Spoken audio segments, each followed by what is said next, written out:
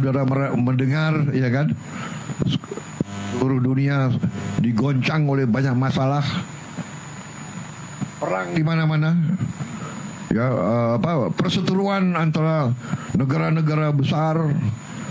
Yang terakhir perang dagang kita juga kena, ya kan, tapi kita tenang, kita punya kekuatan, tapi kita juga nanti akan berunding.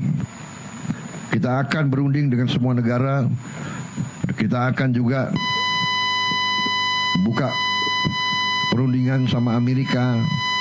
Kita akan menyampaikan kita ingin hubungan yang baik. Kita ingin hubungan yang adil. Kita ingin hubungan yang setara. Jadi kita tidak ada masalah. Resiprokal. Jadi apa yang mereka minta, kalau masuk akal, wajib juga kita hormati, ya. Pemimpin-pemimpin Amerika memikirkan kepentingan rakyat Amerika. Kita memikirkan kepentingan rakyat kita.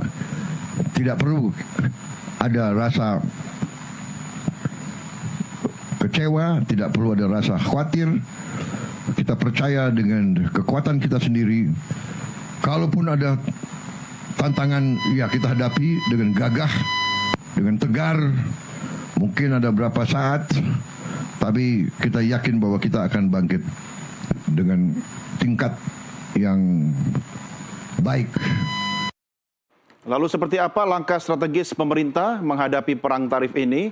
Kantor Komunikasi Presiden mengeluarkan statement atau data langkah-langkah yang bisa dilakukan sebagai berikut. Kebijakan stabilitas ekonomi sebagaimana yang bisa Anda baca di layar Anda pemirsa, diantaranya perluasan mitra dagang, kemudian perjanjian dagang multilateral, diantaranya juga kalau kita bicara tentang BRICS, ya, memperkuat posisi Indonesia dalam perdagangan internasional. Selain itu ada langkah lain yang juga menjadi kebijakan stabilitas ekonomi, yaitu perjanjian dagang bilateral dengan sejumlah negara. Korea, Jepang, Australia, Pakistan, Uni Emirat Arab, Iran, Chile, dan juga berbagai negara lainnya. Selanjutnya adalah percepatan hilirisasi sumber daya alam. Diskusi saya dengan Pak Ajib tadi memantik ide untuk hilirisasi sektor maritim. Ini menarik ya untuk kita diskusikan juga nanti. Kesuksesan komoditas nikel termasuk peluncuran Badan Pengelola Investasi Danantara. Mudah-mudahan ini bisa mempercepat hilirisasi sumber daya alam. Langkah berikutnya yaitu dengan melakukan penguatan konsumsi dalam negeri. Ada beberapa program, diantaranya program makan bergizi gratis yang sampai hari ini sudah dijalankan pemerintah, termasuk upaya pemerintah mendirikan Koperasi Desa Merah Putih. Targetnya ada 80.000 Koperasi Desa Merah Putih. Saya ke Pak Andri. Pak Andri, setelah Anda menyimak apa yang menjadi strategi dari pemerintah yang dirilis oleh Kantor Komunikasi Presiden tadi, apakah ada optimisme untuk menghadapi tarif Trump ini, Pak Andri? Ya, saya rasa perlu ada pendetailan begitu ya dari apa yang tadi disampaikan oleh pemerintah. Dan juga ada beberapa hal yang menjadi pertanyaan begitu ya. Seolah-olah obatnya adalah makan bergizi gratis. Sampai tarif yang dikenakan Trump, obatnya juga sama, makan bergizi gratis. Ini menurut saya tidak seperti itulah seharusnya begitu ya. Oke. Seharusnya pemerintah bisa membreakdown lagi, menjabarkan kembali apa yang akan dilakukan, apa yang akan dinegosiasikan oleh pemerintah begitu ya dalam waktu yang dekat ini sampai 9 April, apa yang harusnya diantisipasi oleh pelaku usaha, para eksportir, para investor ya, apa yang mereka harus lakukan begitu di momen-momen seperti ini. Hal ini yang harusnya didorong begitu ya, harusnya disampaikan oleh pemerintah. Kalau memang tujuannya misalnya tadi ya hilirisasi, ini menarik juga bahwa sekarang US ini mulai berpikir seperti Indonesia begitu ya. Hmm. Mereka mengenakan tarif yang cukup besar, harapannya investasi masuk ke negaranya gitu ya. Dan pada akhirnya ya menguasai bukan lagi supply chain global supply chain ya, tetapi lokal supply chain dalam tanda kutip hilirisasi gitu. Dan ini menurut saya penting, tetapi perlu menjadi perhatian juga bahwa tadi sudah disampaikan juga dimention di awal oleh Pak Ajib bahwa yang kita takutkan ini adalah importasi dari produk-produk negara lain. Ya. Dan menurut saya harus ada kebijakan perdagangan juga yang disampaikan oleh pemerintah. Bagaimana kita bisa mengatasi hal tersebut gitu. Di sisi lain kita melakukan hilirisasi, tapi importasi dari produk-produk hilir ini masuk begitu saja begitu ya. Perlu Tidak ada. proteksi khusus nggak Pak untuk Ya, melindungi betul. produk dalam negeri? Menurut saya perlu ada proteksi khusus ya. Pertama ya kita paling utama ya kita lihatlah neraca komoditas apa yang ada di dalam negeri yang sudah bisa diproduksi oleh teman-teman industri domestik yang menurut saya ini jangan sampai dibanjiri begitu saja gitu ya. Padahal industri domestik dalam hal ini sedang merintis meningkatkan daya saing mereka, tapi tiba-tiba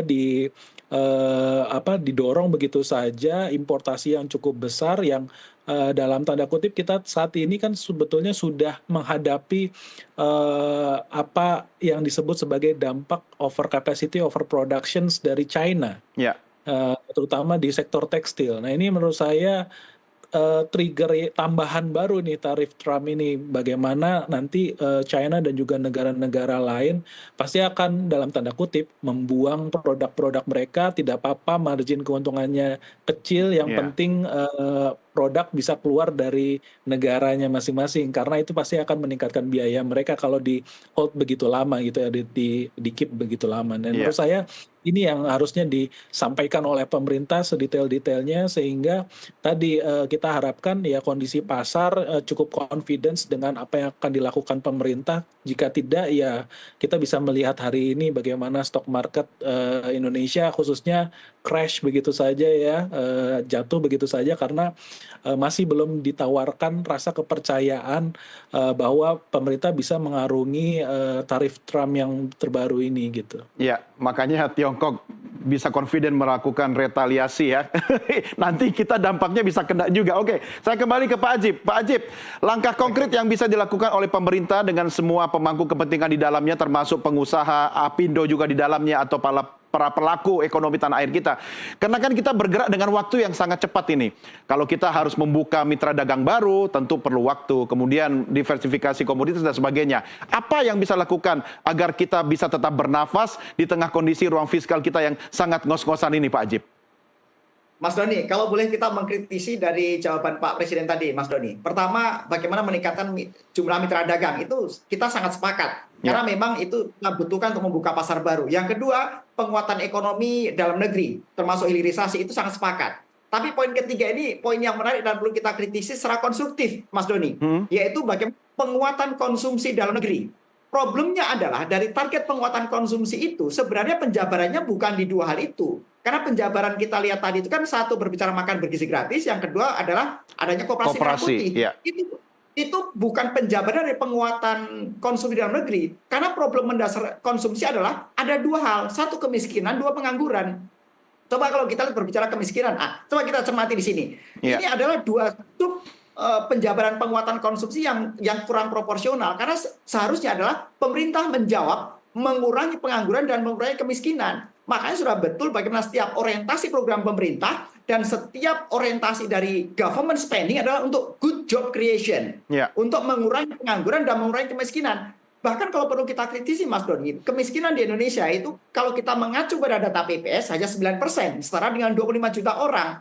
Problemnya kemudian ketika kita sandingkan dengan data dari Kementerian Keuangan, jumlah orang miskin kita diakui oleh Menteri Keuangan itu jumlahnya adalah 96 juta orang. Di mana itu adalah angka dari orang yang mendapatkan subsidi untuk BPJS Kesehatan misalnya. Itu jumlahnya penerima PBI atau penerima bantuan iuran definisi adalah orang miskin. Yang orang miskin diakui oleh Menteri Keuangan itu jumlahnya 96 juta orang. Artinya Mas Doni, kalau kita ingin sepakat dengan program Pak Prabowo tentang penguatan konsumsi dalam negeri, jawabannya bukan sekedar makan bergizi gratis ataupun koperasi merah putih misalnya. Ya. Itu hanya sebuah trickle down effect.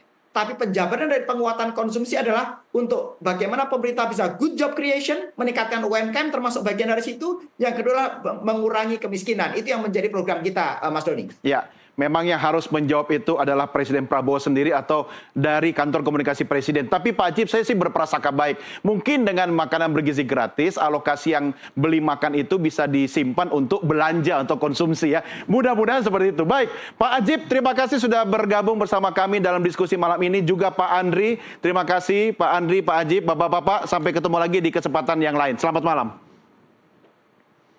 Baik, pemirsa, demikian diskusi saya dengan analis kebijakan ekonomi Apindo, Ajib Hamdani, dan juga ekonom Indef, Andri Satrio.